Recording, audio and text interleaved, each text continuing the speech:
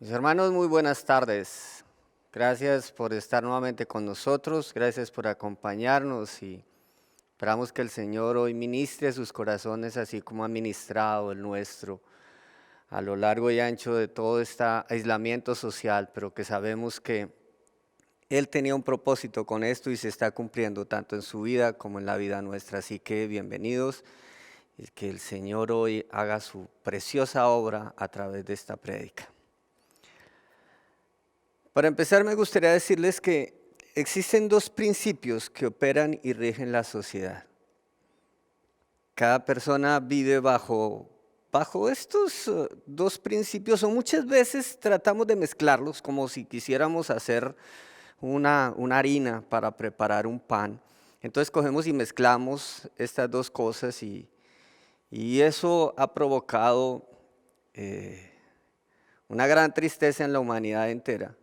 Al ver que mezclando estas dos cosas que son tan independientes, lo que han hecho es generar una serie de doctrinas erradas y unos propósitos diferentes a los propósitos que Dios tenía con cada una de ellas en su momento y lo que Dios quiere hacer con nosotros. Entonces vamos a tratar de ver a lo largo de esta prédica cuáles son esos principios y cuál es la posición que cada uno de nosotros debemos asumir frente a ellos. Entonces, el primer principio es el principio de la ley. Ese principio tiene dos parámetros o dos columnas importantes. La primera es si obedece y si hace las cosas correctas, te irá bien. Esa es una columna. Y la otra columna es si desobedece, si hace las cosas mal, debe ser castigado. Sencillo. Así funciona la ley. Y esto es una cosa que ha venido moviéndonos a nosotros durante mucho tiempo. Y voy a ponerles una serie de ejemplos para que veamos un poco cómo funciona la ley. Durante esta pandemia, durante este aislamiento social, a nosotros nos dijeron deben permanecer en sus casas. Si usted permanece en sus casas, si usted no deja que nadie lo visite, ni aún sus familiares, y si usted se está bañando constantemente, las manos, si usted utiliza máscaras cada vez que vaya a salir a la calle, si coge guantes, si recibe lo que reciba de la calle, cuando llegue a su casa tiene que lavarlo, bueno, etcétera, etcétera, etcétera. Si usted hace todo eso, la sociedad va a decir se está cuidando y está cuidando a los demás. Está bien. Pero si usted no lo hace, digamos que la gente salió, hizo fiestas, hizo diferentes actividades. ¿Qué sucedió? La ley dice, está desobedeciendo, tenemos que multarlo o tenemos que enviarlo a la cárcel. Vi algunos videos donde, inclusive en la India y en algunos de estos países de esa zona, a la gente que estaba en la calle los cogían a palo, los mismos policías les daban garrote porque estaban desobedeciendo una ley, una norma que estaba tratando de regular una condición específica en la humanidad. Otro ejemplo es, usted puede estar conduciendo su vehículo durante muchos años, un buen conductor, un perfecto conductor, sin ningún problema, todo bien, todos los años pasaron y usted no tuvo ninguna sanción. Llega un día en que comete una infracción cualquiera, la infracción que sea. Un agente de tránsito lo ve.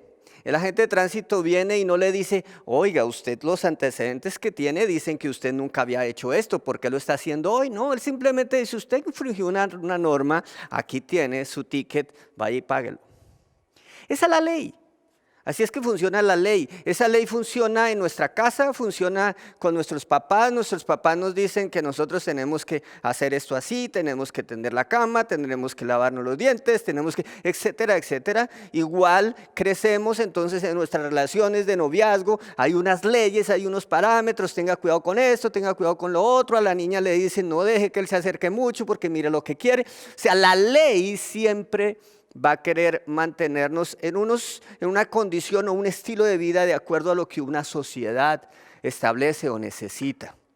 En el trabajo, usted cumple con su trabajo, usted llega a la hora que es, usted hace las cosas que tiene que hacer, le pagan. La ley, usted hace las cosas, recibe una paga por eso que hizo.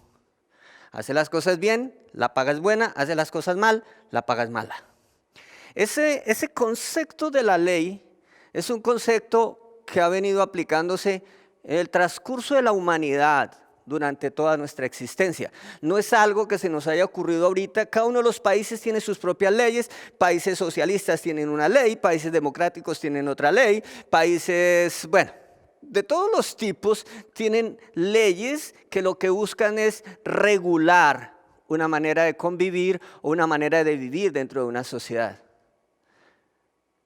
Pero Dios también creó la ley. Dios también le dijo al pueblo, ustedes necesitan tener una ley. Y eso lo encontramos en el libro de Deuteronomios. En el capítulo 28, versículos del 1 al 14, vamos a ver exactamente lo mismo. Hay unas consecuencias de hacer lo bueno y hay unas consecuencias de hacer lo malo. Y aquí dice las bendiciones de la obediencia. Quiero detenerme un poquito ahí, en esta imagen, para decirles cómo empieza realmente este mensaje que el Señor le está enviando a través de Moisés a su pueblo. Dice, si realmente escuchas al Señor tu Dios y cumples fielmente todos estos mandamientos que hoy te ordeno, voy a volver a leerlo. Si realmente escuchas al Señor tu Dios y cumples fielmente todos estos mandamientos que hoy te ordeno. ¿Cuántos mandamientos? Todos.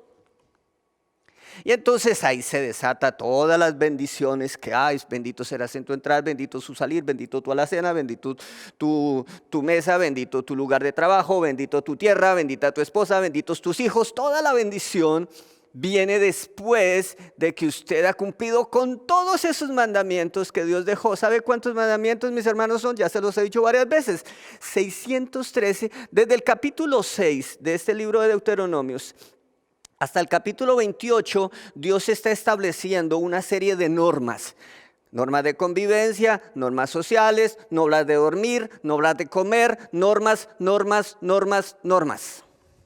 Y el Señor al final está diciendo, oiga, usted va a ser bendecido, pero si cumple con todas. ¿No es duro eso, mi hermano, mi hermana? ¿No es duro que le digan a uno, si usted medio infringe alguna, usted va a estar como condenado a lo que viene después? Y ahora vamos al mismo libro de Deuteronomios, del versículo 15 en adelante. ¿Qué dice la palabra? Dice, maldiciones por la desobediencia.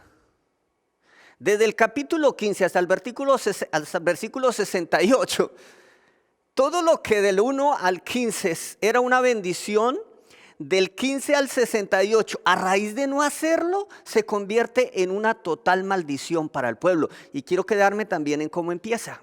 El versículo 15 arranca diciendo, pero debes saber, debes conocerlo, sin ninguna duda. Si no obedeces al Señor tu Dios, ni cumples fielmente todos sus mandamientos y preceptos que hoy te ordeno. ¡Wow!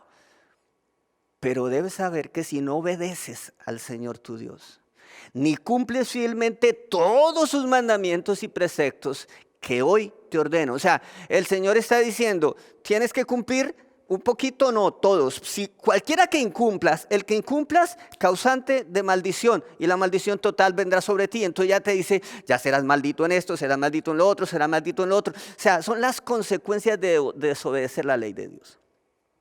¿Dios quería maldecir a su pueblo? Es una pregunta. ¿Dios quería que su pueblo viviera en mal todo el tiempo? No. Lo que pasa es que Dios lo que estaba diciendo al pueblo es, ustedes tienen que entender que tienen que ser ordenados para que en la vida les vaya bien. El capítulo 6 arranca diciendo, si usted tiene que cumplir todas estas normas, el capítulo 6 del mismo libro de Deuteronomios, arranca diciendo, si usted cumple con todas estas normas, si fuera eso se las enseña a sus hijos y sus hijos se las enseñan a los hijos de ellos y los hijos de ellos se las enseñan a los hijos de ellos, o sea, de generación en generación pasa esto, ustedes van a tener largos años de vida. Hasta aquí no hemos hablado de la vida eterna. Hasta aquí hemos hablado del convivir, de la convivencia, de estar bien los unos con los otros. Ahora, la pregunta para esto es, ¿qué pasó? Porque esos principios que Dios dejó establecidos y que le dijo a la gente, hombre, cúmplanlas para que a ustedes les vaya bien. Usted tiene un carro, Le venden un carro a un concesionario, pero ¿sabe qué hacen aquí en Canadá? No estoy hablando de otros lugares del mundo, porque en otros lugares del mundo pueda que eso no funcione así, pero aquí en Canadá, para que usted le puedan entregar el carro, lo primero que usted tiene que presentar es su pase, diciendo estoy autorizado para conducir este tipo de vehículos. Si usted no presenta esa licencia de conducción, si usted no la presenta, no le van a entregar ese carro. Eso son las normas que tienen los concesionarios. ¿Por qué? Porque ellos el gobierno quiere estar seguro de que la persona que va a recibir ese carro, por lo menos sabe conducir y conoce las normas de tránsito. Aquí le entregan la licencia de conducción cuando usted ha pasado un curso, cuando usted ha hecho una serie de cosas. O sea, la licencia de conducción certifica que usted conoce las normas y que sabe qué sucede si las cumple o si las incumple. En otros lugares del mundo pueda que sea diferente. Pero esa serie de normas fueron las mismas que Dios dejó preestablecidas. Y Él estaba diciendo al pueblo, oiga, si ustedes quieren vivir bien, si ustedes quieren vivir socialmente bien, no tener problemas con sus vecinos, no tener problemas con los linderos de su casa, no tener problemas con sus hijos, aprendan a obedecer estas normas que les he dejado. Ahora, ¿cuál fue el problema? El problema es que nosotros somos desobedientes por naturaleza. El pecado nuestro, el pecado original, el pecado de Adán y Eva se llamó desobediencia.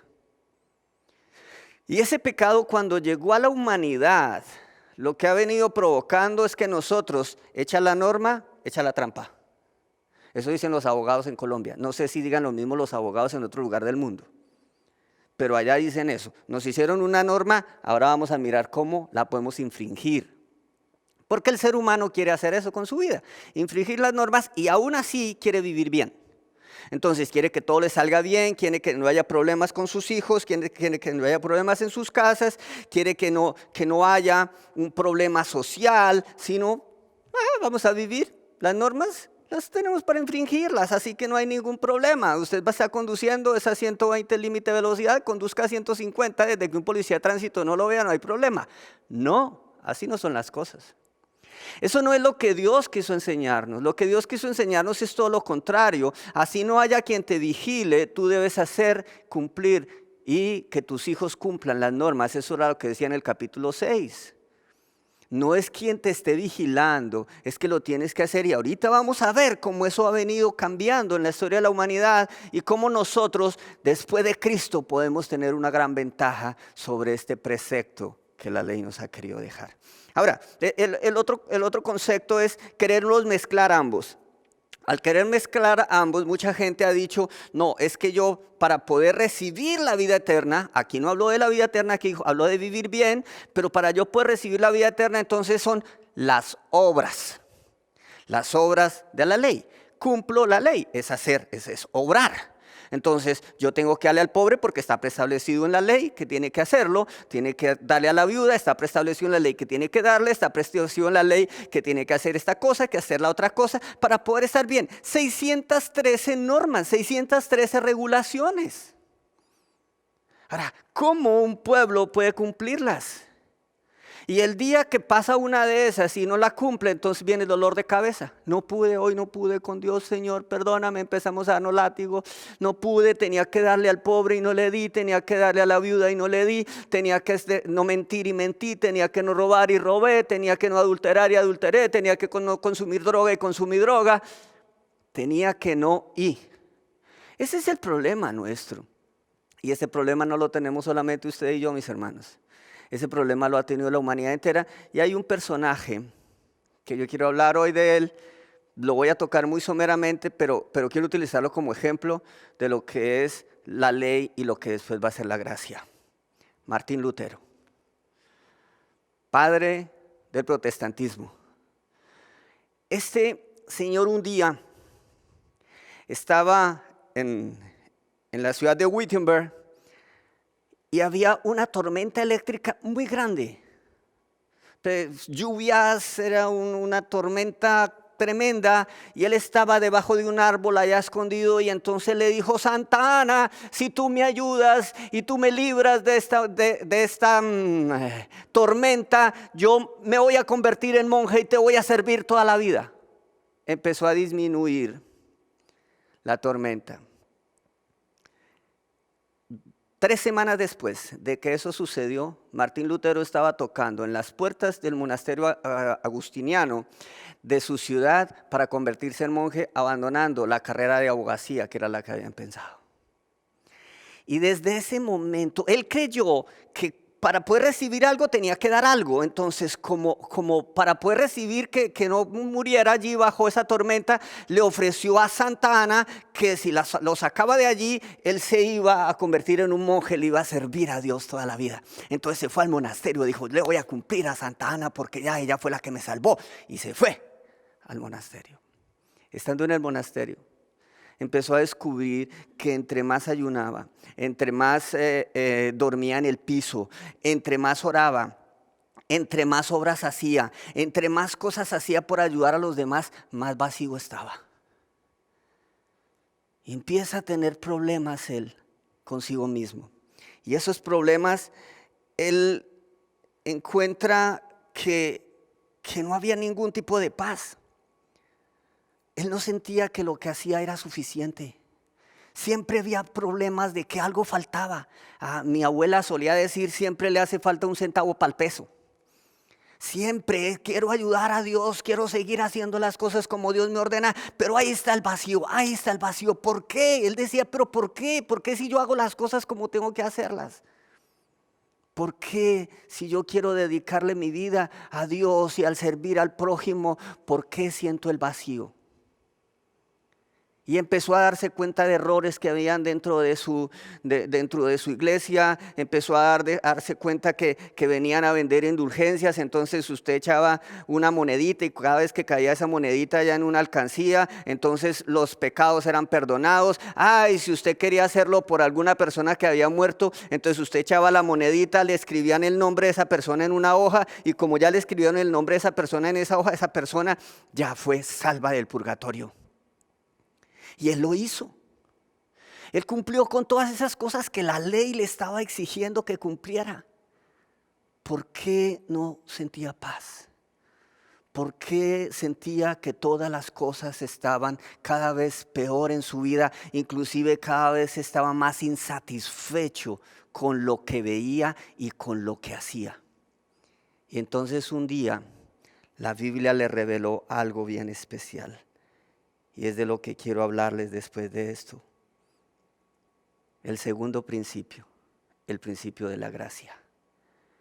¿Y qué aparece esto? Y aquí es bien interesante que nosotros analicemos qué significa la gracia. Lo primero, las 2 columnas. Es un regalo de Dios. Las dos columnas de la ley es: usted actúa bien, recibe buenos premios. Si usted actúa mal, recibe malos pagos. Ahora, las columnas de la gracia es un regalo de Dios. La segunda, usted no puede hacer nada para ganárselo. Todo lo que usted haga para ganarse la gracia es indigno. Y entonces esas 2 columnas eran completamente diferentes frente a todo lo que él había hecho. Pero ¿dónde fue que encontró eso? Y ahí vamos a una cita bíblica que fue la que realmente hizo que cambiara lo que él estaba pensando. Romanos 1:17, y eso quiero que lo analicemos en la Nueva Versión Internacional. Dice, de hecho, en el Evangelio se revela la justicia que proviene de Dios, la cual es por fe de principio a fin. Tal como está escrito, el justo vivirá por la fe. Wow, este señor al leer eso dijo, claro, aquí está el problema. El problema es que yo sigo creyendo que es por mí que voy a ser bendecido, que es por mí, que de acuerdo a lo que yo haga, que voy a recibir el premio. Y aquí dice todo lo contrario. Aquí dice, de hecho en el Evangelio se revela, se muestra, se hace vida, se hace luz, que la justicia que proviene de Dios, la cual es por la fe de principio a fin. No hay nada más. No hay nada que haya sido antes o algo que sea después. No, es la fe que viene desde antes y va hasta el final. Y él dice, y tal como está escrito, el justo vivirá por la fe. Es posible que cuando él leyó esto dijo, claro, se me acaban de abrir los ojos. Yo no voy a vivir de acuerdo a las obras que haga. No va a ser posible. siempre voy a estar mal, siempre voy a estar cargado, siempre voy a sentir que algo me hace falta. El justo única y exclusivamente vivirá por la fe. No hay nada más por lo cual nosotros podamos vivir, mi hermano, mi hermana. Usted puede tener lo que quiera tener, puede hacer lo que quiera hacer. Usted puede salir todos los domingos o toda la semana, salir a llevarle mercados a los pobres, o salir a visitar a los enfermos a los hospitales, o ir a las cárceles a visitar los presos, o vaya y haga las obras que quiera usted hacer. Siempre volverá a su casa diciendo: algo me hizo falta. ¿Sabe por qué? Porque siempre habrá más personas a quienes ayudar, siempre habrá más necesidades en el mundo, siempre habrá más cosas por hacer, siempre habrá más. Y como nosotros no somos Dios, como nosotros no estamos al nivel de Dios, siempre lo que hagamos nos va a llevar a insatisfacción. ¿Cuántas personas tienen las mejores casas? ¿Cuántas personas tienen las mejores familias inclusive? ¿Cuántas personas tienen los mejores trabajos? ¿Cuántas personas no se dedican en su iglesia a salir corriendo, a hacer labor misionera, a hacer todo este tipo de cosas durante toda su vida? Pero todas las noches vuelven a su casa diciendo: hoy me faltó algo para poder lograr lo que Dios quiere que yo haga. El problema de la ley siempre nos va a tener marcados y siempre nos va a decir: hay algo más que se pudo haber hecho. Mientras que el problema de la gracia o la cuestión de la gracia no es eso. La cuestión de la gracia lo que dice es: nosotros vivimos es por fe. Por fe, pero tenemos que entender lo que es la fe. Nosotros tenemos que entender cuál es la diferencia entre la fe que el mundo nos ha querido mostrar y la verdadera fe. ¿Sabe qué es la fe, mi hermano, mi hermana? Conocer a Dios. Ahí se centra la fe. La fe se centra en que usted conozca a quien le sirve, que usted conozca a quién es su Dios, que usted conozca a quién es su Padre, que usted conozca el que creó los cielos y la tierra, lo que usted ve y lo que usted no ve, el que creó todo aquello que usted está mirando como los grandes productos en el mundo entero. Dios los creó. No hay nada que no haya sido creado por Dios. Entonces, si usted logra entender ese Dios, usted logra entender que usted es parte de esa creación, pero la palabra dice que Dios nos hizo a su imagen conforme a su semejanza. Él no nos hizo enfermos, Él no nos hizo necesitados, Él no nos hizo hambrientos. La única hambre que Él dejó en nosotros fue ese vacío que tenemos de querer buscar en Él. Si queremos buscarlo a Él, llenamos ese vacío plenos. Pero si no lo tenemos a Él, el vacío está ahí. Cuando Dios nos crea, nos hizo para gobernar. Nos hizo para estar por encima de todas las demás criaturas. Pero para gobernar bien, entonces tenemos que aprender a gobernar, que ese es el otro tema también, pero ese tema no quiero hablarles hoy. De ese tema lo vamos a dejar para las próximas charlas que tenemos sobre la fe. Ahora, ¿cómo vivimos nosotros en la actualidad? Y no solamente nosotros, por eso quiero referirme también a otro acontecimiento, pero antes de llegar allá vamos a mirar dos citas bíblicas que son importantes para que entendamos lo que significa la gracia. La primera, quiero que vayamos a Juan 3:16, es una cita bíblica que yo suelo repetirles a la gente en mi congregación, pero porque ese es como la cereza del pastel que Dios nos dejó. Porque de tal manera amó Dios al mundo que ha dado a su Hijo unigénito para que todo aquel que en Él cree no se pierda, mas tenga vida eterna. El concepto de la fe está centrado en quién es Dios. Amor, pleno y absoluto amor. Él nos amó tanto que entregó a su Hijo unigénito que estaba allá en el cielo conviviendo con Él feliz allá, y Él le dice: ahora sí tienes que ir a cumplir con una misión bien especial. Y el Hijo le dice: Padre, ¿cuál es esa misión que tengo que hacer? Y el Padre le dice: tienes que ir a morir por todo ese poco de pecadores que hay allá. ¿Usted se imagina la conversación entre Dios y su Hijo? Entre Dios Padre y Dios Hijo. ¿Cómo sería la conversación? El Hijo: Padre, yo sé qué es lo que hay en tu corazón, y yo, como súbdito tuyo, voy a cumplir lo que tú me ordenas.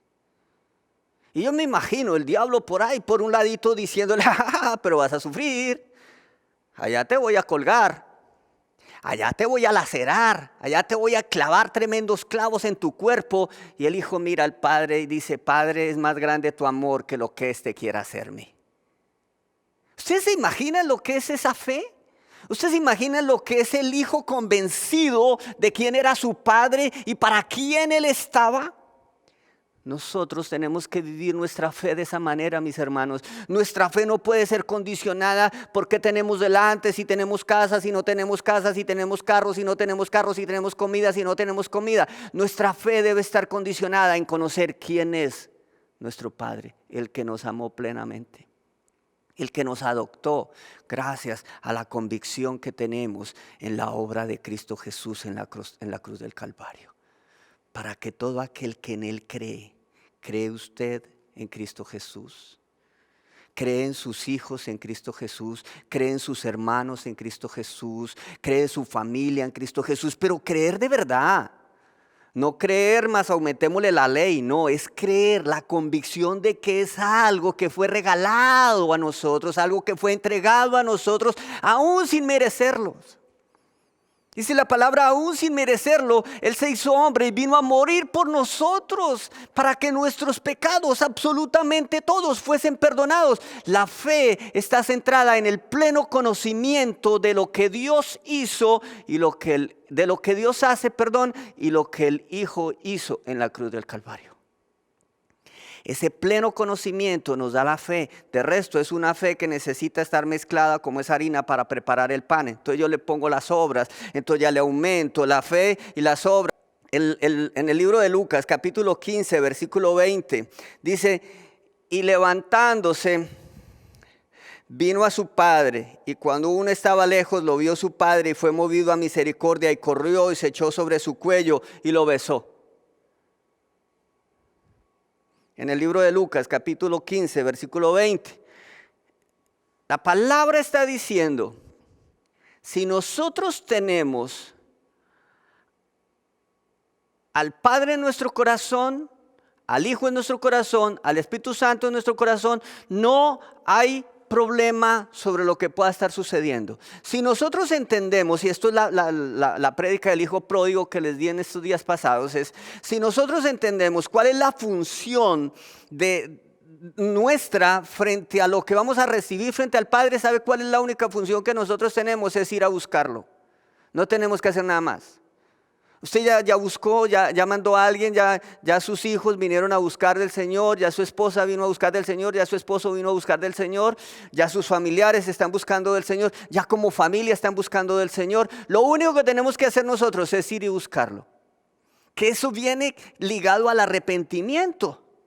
Me doy cuenta de cómo estoy, me doy cuenta de todo mi pasado, descubro que, wow, el hijo pródigo, wow, yo estoy viviendo con los cerdos, estoy comiendo con los cerdos. Ahora vengo al Señor, me inclino delante de Él y digo, Señor, mira, yo quiero que tú me hagas como uno de tus siervos. Y el Señor se queda mirando y no, levántate de ahí.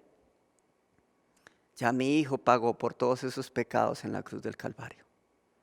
Ya Él entregó su vida por todo eso que tú hiciste. ¿Tú crees eso? Si tú crees eso, la gracia es tuya. No necesitas, no puedes hacer nada más.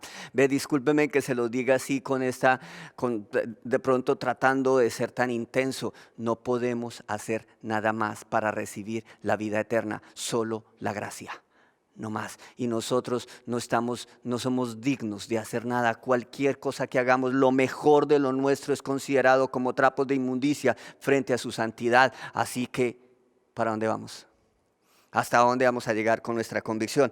Quiero tocarles un temita que es bien especial, que habla precisamente del conflicto entre esas dos cosas, y es el momento en el libro de Gálatas, como nos habla de lo que sucedió entre Pablo y Pedro en la ciudad de Antioquía. Él está escribiendo a los Gálatas y eso está en Gálatas 2:14. Pero cuando vi que no andaban rectamente conforme a la verdad del Evangelio, dije a Pedro delante de todos, si tú siendo judío vives como los gentiles y no como judío, ¿por qué obligas a los gentiles a judaizar? ¿Por qué? ¿Por qué Pedro? ¿Por qué Pedro, si antes de que llegaran estos tú te la pasabas con los gentiles, comiendo con ellos? Tú charlabas con ellos, tú dormías con ellos. Ahora, como llegaron estos que vienen de Jerusalén, estos que son los que están bajo la ley, ellos quieren que tú cambies, Pedro. Entonces, ahora sí, ya dejas a los gentiles a un lado. Estamos en Antioquía, dejas al resto de la iglesia a un lado y ahora sí te vas con estos. Y detrás tuyo, Pedro, perdóname, pero detrás tuyo se acaba de ir Bernabé, detrás tuyo se acaban de ir los otros. ¿Sabes por qué, Pedro? Porque tú los estás guiando y los estás llevando por el camino equivocado. El conflicto, el momento entre Pedro y Pablo allí se está dando precisamente porque Pedro todavía no entendía lo que significaba la gracia. ¿Está circuncidado? ¿No está circuncidado? ¡Wow! Está sucio. ¿Se bañó las manos? ¿No se ha bañado las manos? ¡Uy! Está sucio. Para poder sentarnos a comer, usted tenía que primero pasar por el lavatorio, hacer cuanta cosa fuera. Los gentiles no estaban acostumbrados a eso. Los gentiles no sabían ni siquiera qué era eso. Los gentiles habían recibido la gracia. Y ellos decían, nosotros hemos recibido a Cristo en nuestro corazón. Ahora que para comer y estar sanos tenemos que lavarnos las manos, eso es otra cosa, pero pues eso no significa que eso nos quite a Cristo o nos ponga a Cristo. Pero entonces Pedro sí se fue detrás de los otros diciendo, es que esos no se han bañado. Si ven, esos van a comer y no se han bañado. El problema entre Pedro y Pablo fue precisamente ese. Y un poco más adelante, en el mismo versículo... En el versículo 16 dice, al reconocer que nadie es justificado por las obras que demanda la ley, sino por la fe en Jesucristo, también nosotros hemos puesto nuestra fe en Cristo Jesús para ser justificados por la fe en Él y no por las obras en la ley, porque por estas nadie será justificado. No importa, Pedro, que ellos no se han bañado, son tus hermanos. No importa, Pedro, es que ellos no se hayan circuncidado. Cristo entregó su vida por ellos. Ahora, que el concepto de la doctrina sea completamente diferente, y eso sí ya lo vamos a ver después, eso ya es otra cosa. Pero eran la misma iglesia. El problema es que los unos eran los gentiles y los otros eran los judíos. Entonces unos eran los que estaban bajo la ley y los otros eran los que ni siquiera entendían ese cuento de la ley. Ellos no sabían las 613 mandamientos que el pueblo de Israel nunca había cumplido, pero que ahí estaban. Ellos lo único que sabían era que Cristo había muerto en la cruz del Calvario y que con su sangre los había limpiado a ellos. Y entonces resulta que Pablo inmediatamente le dice a Pedro le dice, Pedro, entiéndeme, que nadie es justificado por las obras que demanda la ley.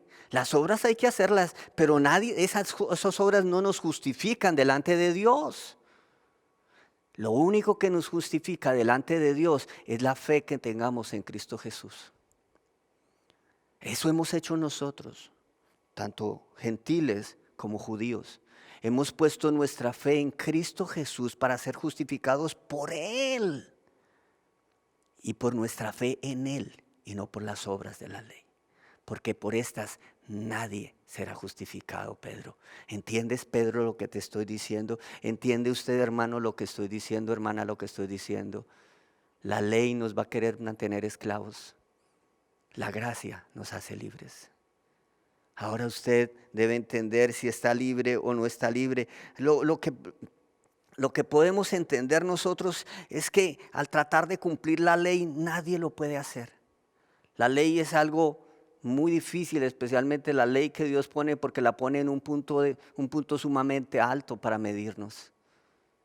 Y entonces ahí es cuando tenemos los conflictos. Por eso es que la gente resulta hablando mal del evangelio, porque no entiende lo que significa la gracia.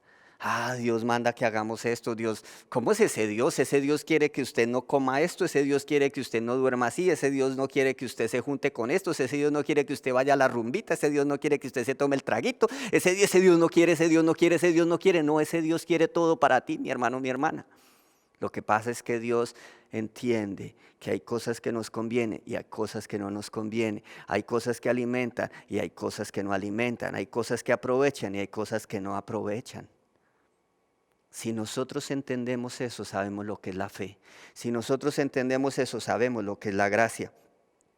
Y entonces ahí es cuando Pablo, en ese mismo capítulo del libro de Gálatas, en el mismo capítulo 2, en el versículo 19, le pone otro punto adicional a este concepto. Dice, yo por mi parte, mediante la ley, he muerto a la ley. Wow, mediante la ley he muerto a la ley a fin de vivir para Dios. ¿Cómo así que mediante la ley he muerto a la ley? Es que yo mediante la ley me he dado cuenta que estoy muerto.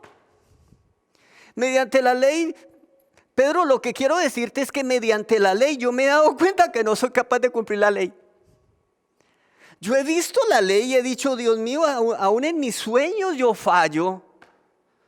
Aún en mis pensamientos fallo. Yo tengo que morir a la ley porque o si no voy a morir en vida. ¿Cuántas personas cargadas por el mundo, diciéndose en cristianos y cargados, que porque no ha hecho esto, que porque no ha hecho lo otro, que porque no ha ayudado allí, que porque no ha ayudado allá? Siempre nos va a faltar el centavo para el peso. Siempre.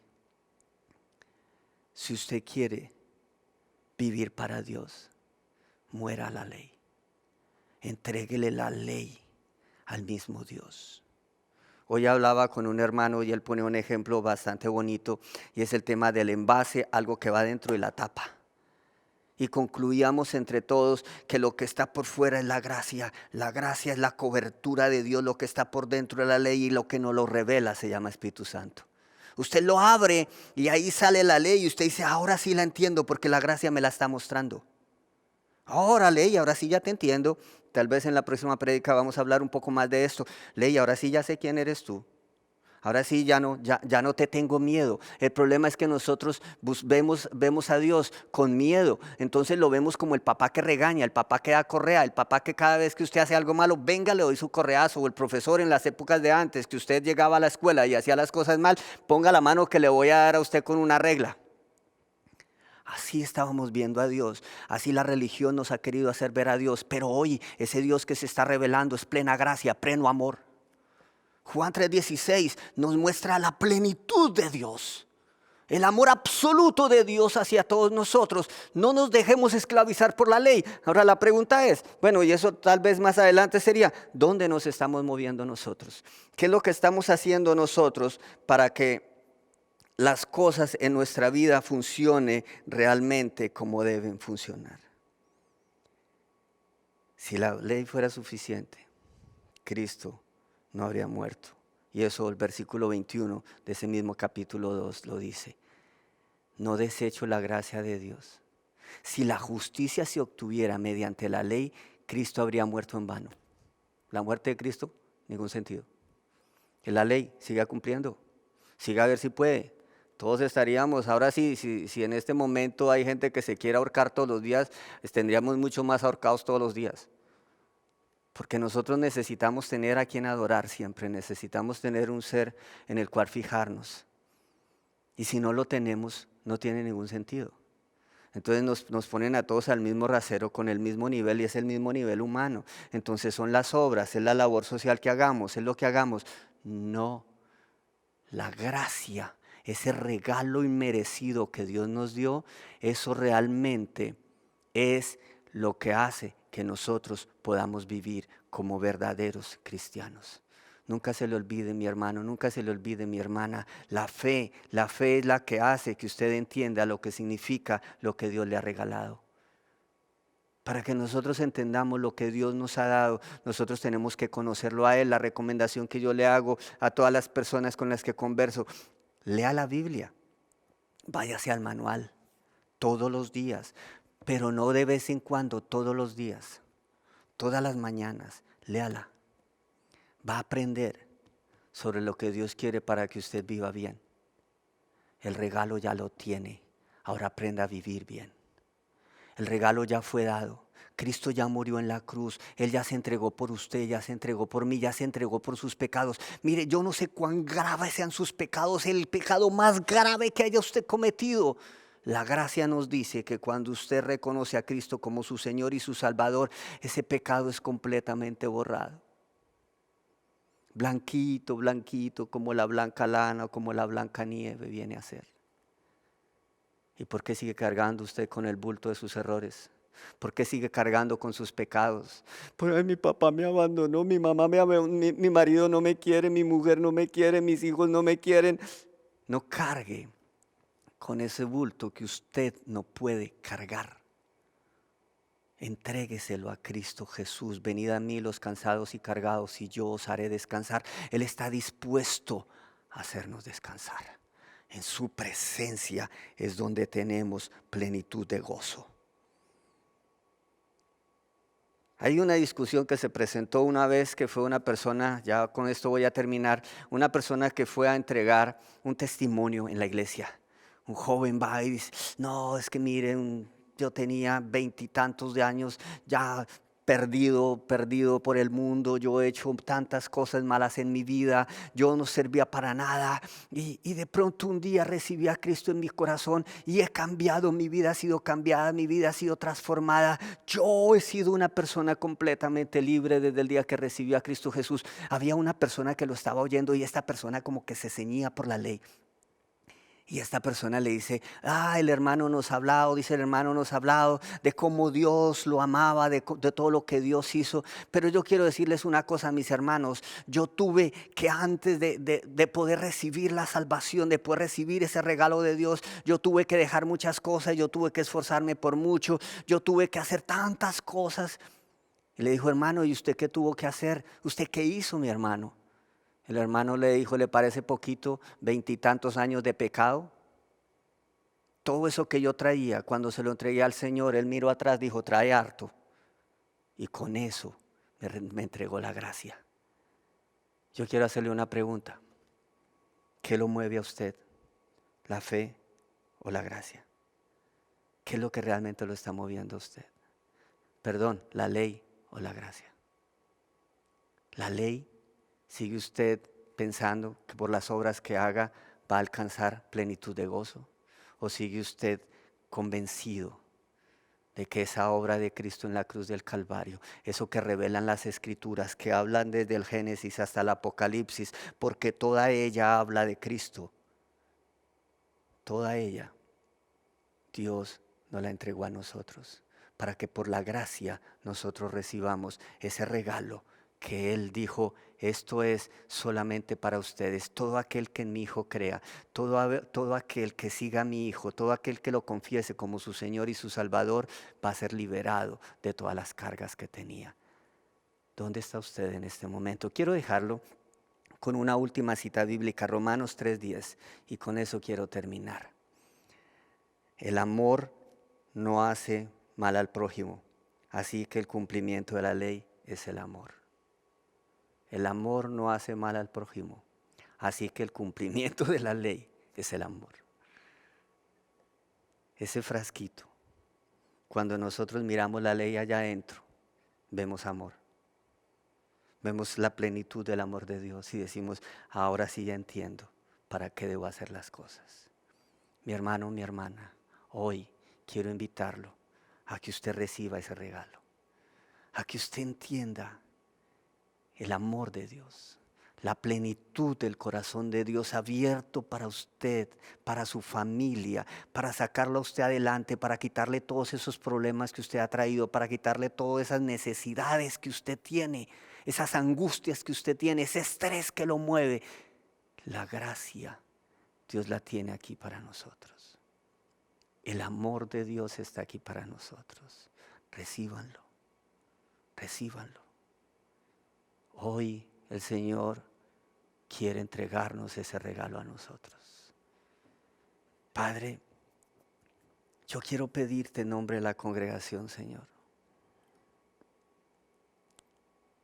que tú nos recibas como tus hijos, que tú te abras a nosotros, Señor, y que tú nos des la posibilidad, Señor, de estar en tu preciosa presencia, Señor. Padre, que todo aquello del pasado, Señor, que todo aquello que nosotros teníamos, que todo aquello que nosotros vivíamos, Señor, hoy tú lo vivas con nosotros, Señor. No podemos sin ti, Señor. Nuestra iglesia se está perdiendo, Señor, a causa de creer que las obras son las que nos llevan a ti, Señor. El mundo se está perdiendo creyendo que las obras son las que lo llevan a ti, Señor. Y nosotros debemos entender, Padre, que solo eres tú, Señor, quien nos llevas a ti mismo. Es tu preciosa y maravillosa gracia la que nos acerca a ti, Señor. Hoy tu iglesia, Señor, hoy la humanidad entera debe reconocer, Dios, que solo tú y nadie más eres quien nos salvas. Nada de lo que nosotros hagamos será contado digno delante tuyo, Señor. Y aún lo que hagamos, Señor, lo hacemos, Dios, porque te pertenecemos a ti, porque estamos injertos en ese árbol que es Cristo Jesús. Él es la vid verdadera, nosotros somos los pámpanos. Nosotros damos fruto porque estamos ligados a Él. Nosotros hacemos las obras porque estamos ligados a Él. El cumplimiento de la ley es el amor. Ayúdanos, Señor, ayuda a tu iglesia, Señor. Ayúdanos a acercarnos cada vez más a ti con un corazón contrito y humillado, Señor, para que tú, Señor, nos recibas, nos abra los brazos y digas: este es mi hijo, ven que quiero tenerte conmigo. Padre, que esas obras de la ley, Señor, que todo ese propósito que la ley a través de la religiosidad haya querido meternos, Señor, hoy la desechemos y nos rindamos delante tuyo, Señor, como tus hijos y como aquellos, Señor, que estamos decididos a hacer las cosas solo por amor a ti, Señor. Padre, guarda tu iglesia, guárdala en el hoyuelo de tu mano, como a la niña de tus ojos, como esa joya preciosa, Señor. Y allí, gracias a ese don inmerecido que tú nos has dado, a ese regalo que tú nos has dado, la iglesia puede decir toda junta: Señor, somos tus hijos y ya somos libres, libres para adorarte, libres para bendecirte, libres para postrarnos delante tuyo, libres para expresar la mejor alabanza del mundo, libres, Señor, porque la ley ya no nos gobierna. Eres tú, Señor. Gracias, amado Padre, por lo que haces con nosotros en Cristo Jesús. Amén y amén. Dios les bendiga, mis hermanos. Dios les guarde. Si usted hizo hoy esta oración con fe, si usted le oró al Señor con fe, deje los yugos de la ley y reciba la gracia, que es el regalo que Dios nos ha querido dar a todos nosotros. Dios les bendiga, Dios les guarde. Nos seguimos viendo en las redes sociales. Estamos próximos allá a poder atenderlos a ustedes aquí en la iglesia como debe ser. Poder recibirlos, darles un abrazo y decirles cuánto los hemos extrañado. Pero por las redes sociales nos seguimos viendo. Durante toda la semana estamos con ustedes. Dios les bendiga, Dios les guarde. Hasta una próxima oportunidad.